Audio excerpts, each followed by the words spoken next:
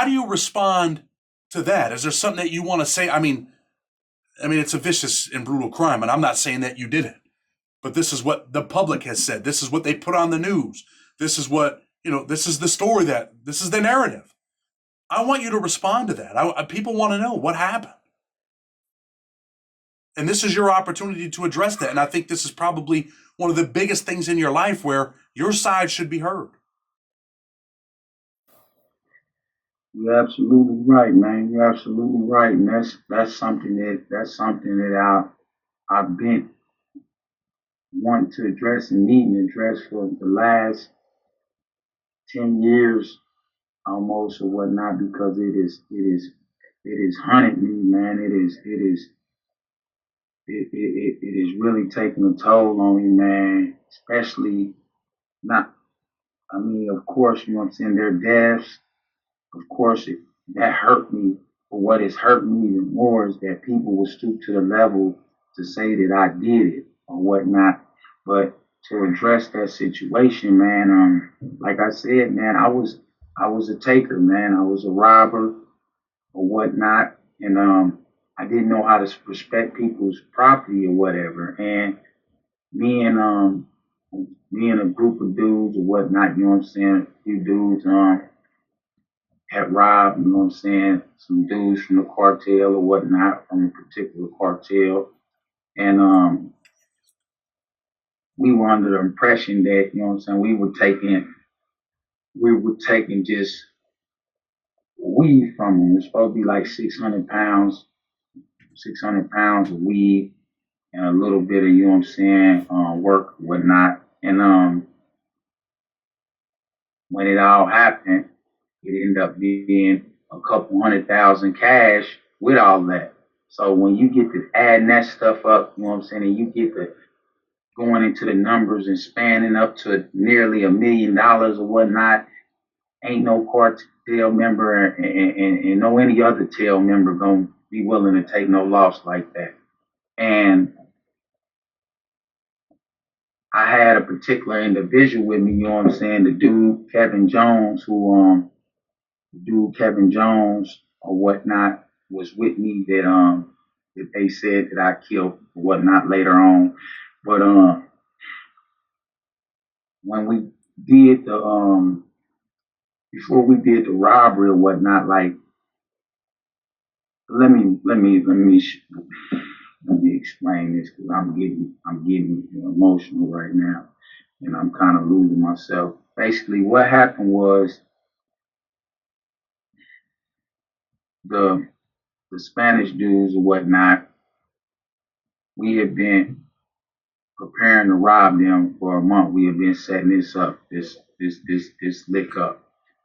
Well, the day before that Friday or whatnot, we had the dummy bag of money or whatnot, cash or whatnot. It looked like it probably was a couple $100,000, but it really was probably about $2,000, big bills on top of a bunch of ones or whatnot or whatever.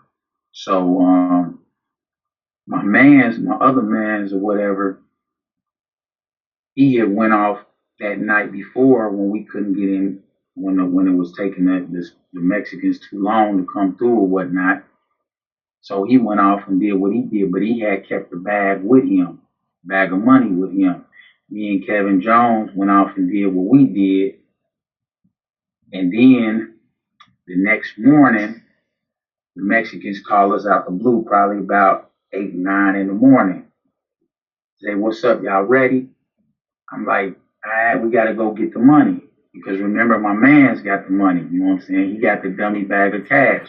So they like, well, look, we'll meet up with y'all another time. We'll do it another time. And we know that we've been trying to do this for a month. And we know if we don't do this now, well, it's probably going to be another month we're going to have to wait, because they're in town and out of town. You see what I'm saying? They come drop and collect, and then they back down towards the border or whatever. You see what I'm saying? They might stay a few days, a week at the most. So I'm like, no.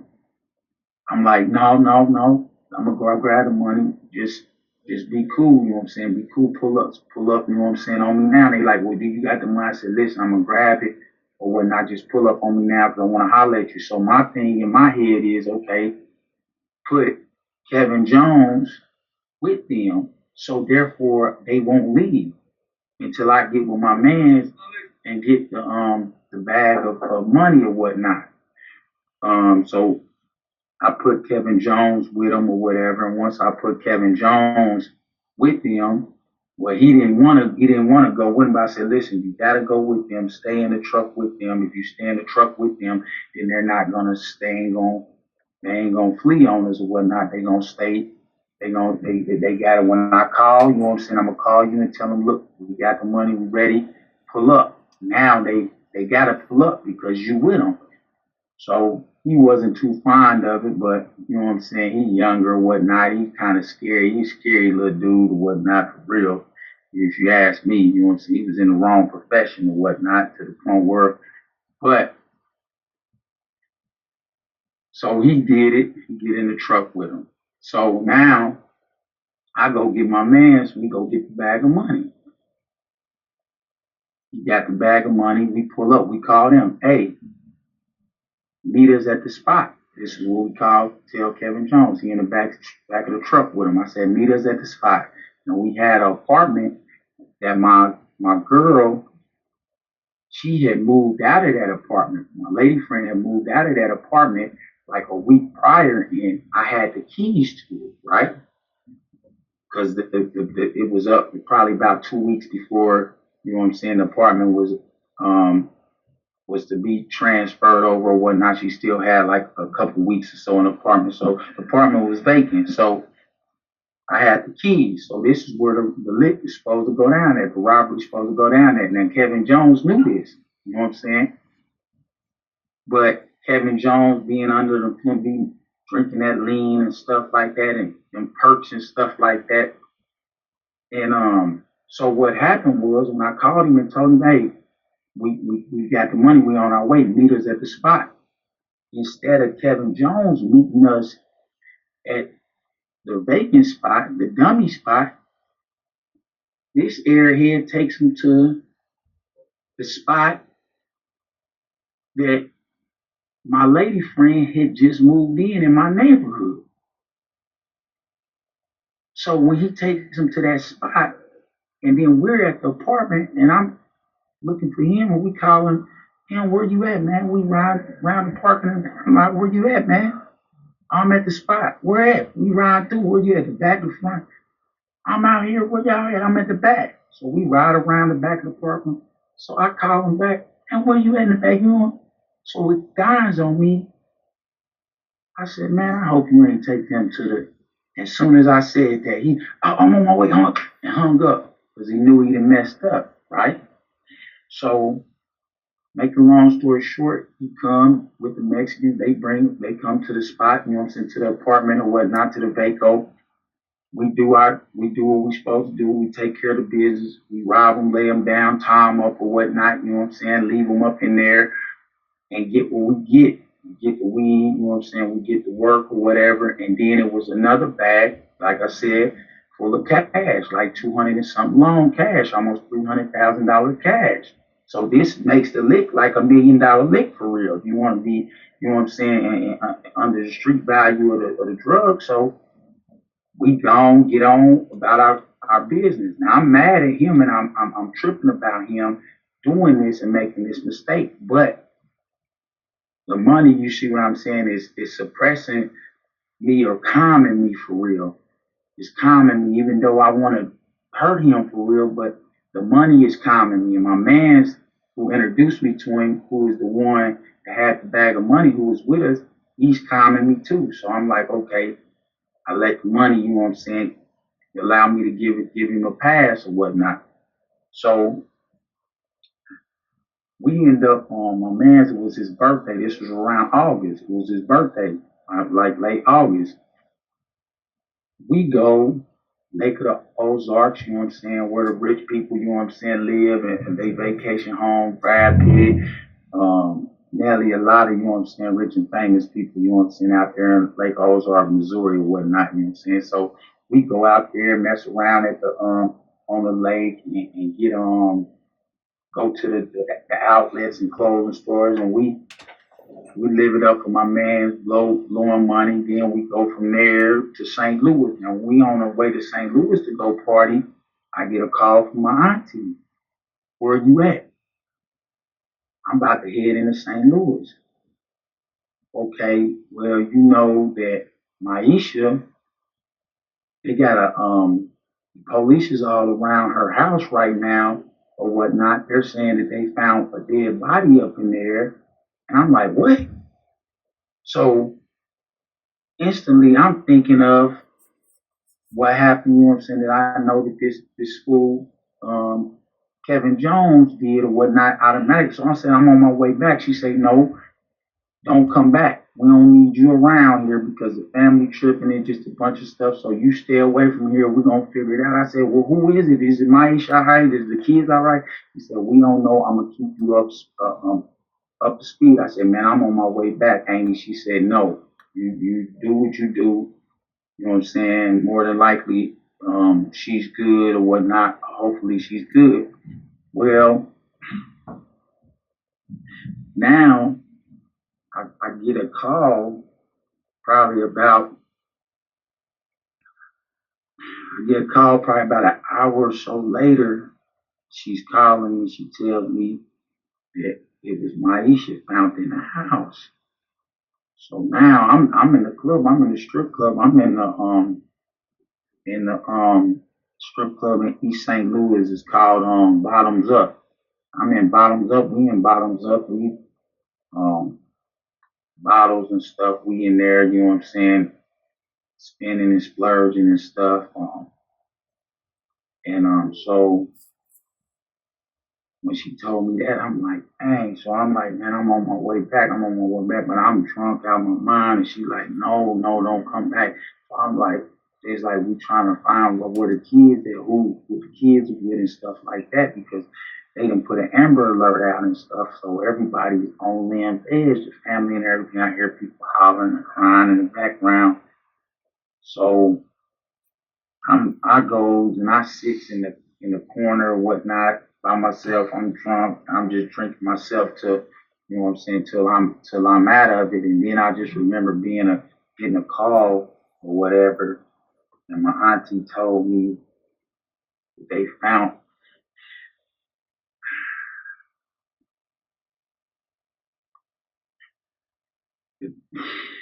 found my Maisha's 3-year old daughter, Maya, the little girl. They found her in there, shot, whatnot, and man. It's all right, man. Yeah, Listen, yeah. you know what though? That shows that you have some compassion, brother. You know that some people might say you had a black heart back in the day, and I know that they tried to blame this on you, but your narrative is that it was a result of the robbery, and you believe that the cartel people did this, right? Yeah, I mean, I know. I mean, I know because later on it all came out. People talk, the streets talk, and Kevin Jones was with me. He was with me that night, right? I mean, he was with me when we was when we was partying and stuff. Went to St. Louis and all that stuff.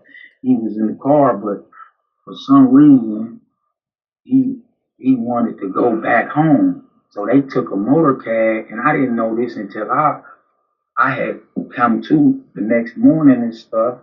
I come up out of my stupor. Him and a few other people that was with us, one of the homegirls and a couple other homies. They had jumped in one of the rental cars and they drove back to the city. So it always struck me kind of odd or whatnot, but he basically knew what was up. And at the end of the day, it came across my desk later on that Kevin, you know what I'm saying, had intentionally played some type of role or whatnot in that situation because I guess you know what I'm saying. They knew where his mother had stayed or where he stayed because that day that we put him in the truck with them or whatnot, he had went to his mother's house and stuff, and they were sitting over there at one point in time. So I mean, I had got word that them people had pulled up on him and stuff, but I'm like, you know how the streets talk. So I'm like, well, they pulled up on him. Why wouldn't they do him too? You know what I'm saying? Why wouldn't they take him over there and do him too or whatever? So I mean, I just don't believe everything I hear. But I know one thing. I know that if he never had took them people to that house, man, you know what I'm saying? Then Maisha and her daughter would still be here. You know what I'm saying? And I can't just blame it all on him because if I never had committed the act of robbing them people, Maisha and her daughter would still.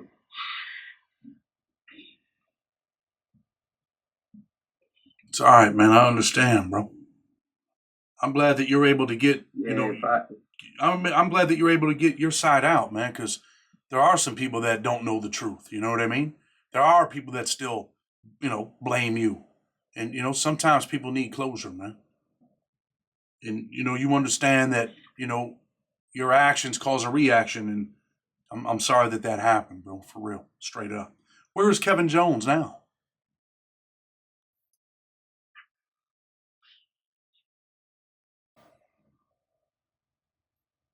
Yeah, excuse me, man.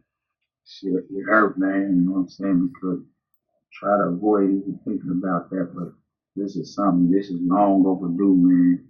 But Kevin Jones is dead, man.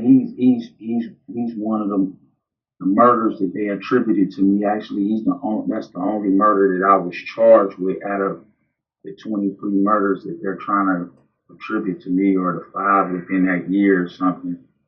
He's the only one that I was charged with, and he's deceased. They said that I killed him and whatnot. Um, they were trying to make it as if I filled a contract on him and stuff, but the witness who that they had a guy, man, who used to run around with us, and he used to try to participate with us in robberies and stuff like that. And he happened to be there that night, and um, he when the murder had occurred, when they ran in there and they killed Kevin or whatnot, he fled and jumped out a window or something, ran and got in his car or something later and crashed his car, and then was knocked unconscious, and the police had to, when they reported to the murder, they found him in his car and they snatched him out of his car and they found the pistol on him, and he had did 10 years in the state of Missouri. So what they did is they questioned him about the homicide. So when they questioned him about the homicide, he said he don't know what happened, gave a story or some story or whatnot. He didn't know what happened. He don't know nothing. He described people had masks, came in and did what they did, and he got out of there. Well, they sent him to CCA for felon in possession of a firearm. But while he's there, they're investigating him and monitoring and listening to his phone calls and stuff.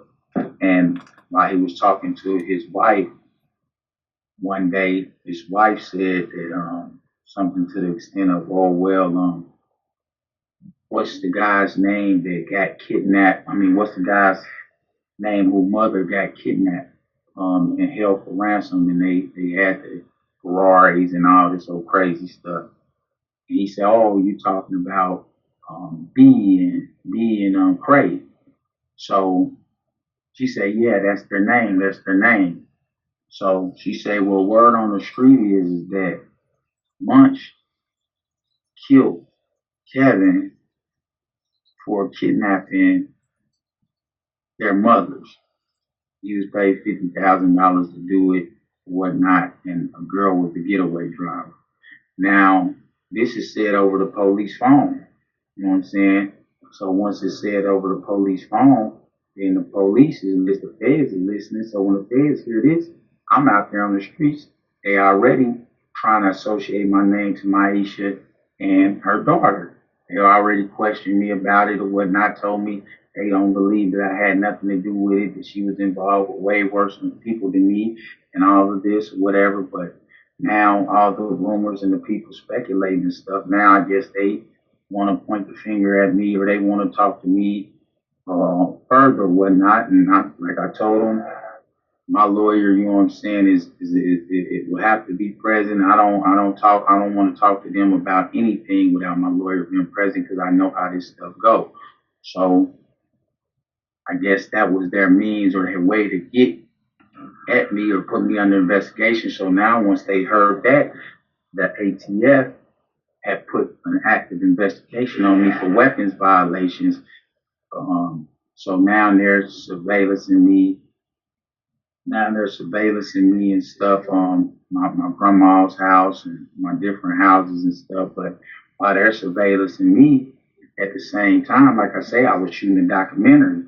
I'm surveillancing it. I mean, I'm watching them on my documentary, and I'm talking about them and saying derogatory things. Look at the feds. Look at these stupid mother suckers riding around here like this. I'm watching y'all. I see y'all and all this or whatever, which is another reason why I feel that they felt threatened by this because this was showed at trial. You know what I'm saying? This is court records and stuff.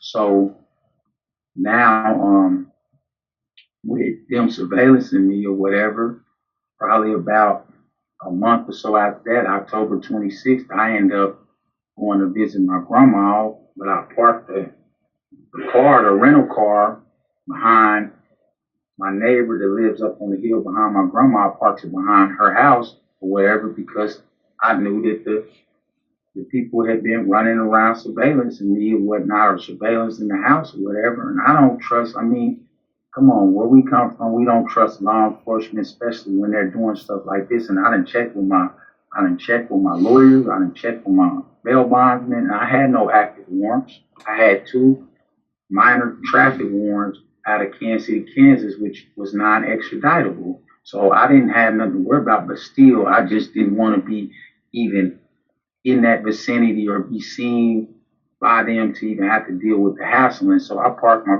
rental car behind Miss McCoy's house up on the hill, and I footed down to my grandma's house. She stopped to make me some breakfast or whatnot. You know, my grandma had survived cancer a year prior before I got out of the state penitentiary or whatnot. And my grandma raised me, so you know what I'm saying. This is what I'm doing because I'm about to leave town and go back to Dallas. Like I said, I was staying in Dallas for a good part of my time of being free. So I was going back to Dallas that Monday. I was about to go back to Texas. So while we in there and grandma getting the grill ready and all that, I'm laying in her bed and watching TV or whatnot. Then next you know, I hear her talking to somebody out back. It ended up being a police officer. I looked out the window. I said, "Damn, what the police officer wants?" So I come to the kitchen and whatnot.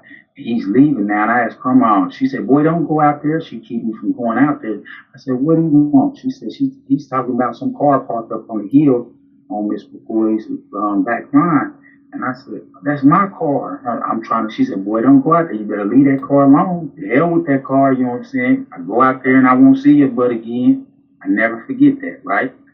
But me being hard-headed and thinking that the system is fair, I'm like, I ain't got nothing. I ain't did nothing. The car's not stolen and none of that. So I give my money to my niece. She's sitting there. You know what I'm saying? I'm supposed to make her graduation. I missed her elementary graduation. I promised her. Missed her junior high school graduation. Now here comes her high school graduation. It's coming next following year or whatnot. You know what I'm saying? And I'm supposed to make that or whatever. She's looking at me like, "Uncle, don't go up there." So I said, "I'll be back, baby." I kissed grandma, kiss her. I'll be back. You know what I'm saying? Ain't nothing. I go up there. Hey, I parked this car up here. The cop, "Oh man, you parked this car up here. Why would you park it like this? Hold on, let me talk to you." I said, "Man, I'm about to go talk to the owner of this house or whatnot." You know what I'm saying? And let her know y'all can go on about your business. I parked the car. He said, "No, I want to ask you some questions." I said, "I ain't under arrest. I ain't broke no laws. I'm going up here to holler at her." So he followed me up there. But she's up there talking to the officer that already had came and talked to my grandma. So I say, Miss McCoy, she said, baby, you parked that car. So she breaks down, I hug her, I'm sorry. She said, you scared me because when I had parked before I parked the car, I had knocked on the door and I was knocking on the door pretty hard and ringing the doorbell. So she was startled and that's why she called the police because unbeknownst to me, the neighborhood ain't like when I left 12 years ago. See, one thing about us, when we was younger, we didn't break in the houses of our community, the people around there, you know what I'm saying? We didn't do that. We grew up with these people. I grew up with her son and stuff like that. But these younger guys who migrated to our neighborhood who's not basically, they're not they're not tribal statesmen or people. I mean, they don't come from the tribal statesmen of our neighborhood. They don't really know who's who and what's what. Their thing is they just trying to, you know what I'm saying, get paid or whatnot because they're really not from over here, so they can be care less about whose house they're breaking into. You know So let me ask you this. Over there. Let me ask you this though. At the end of the day, the cops search this car, you get arrested, and you never see the streets again, right? And I never see the streets again. And the thing was is that when they went into the car, they found the drug or whatnot. They tested the drug. They illegally went in the car. I wouldn't give them the right to search for one. I was never supposed to be placed in handcuffs because the officer told me, and it's on his dashboard video camera and all that, which they withheld in all of my proceedings. He told me, listen, Mr. Long, you don't have any warrants. I can't arrest you because the warrants that you do have, they're not extraditable misdemeanors for over in Kansas City, Kansas. So you ain't got to worry about nothing. You won't be arrested. But he said, do you know who this Officer Hamilton is? Sergeant Hamilton is that is saying contact or whatnot if we find you or we run into you. I said, I don't know who that is.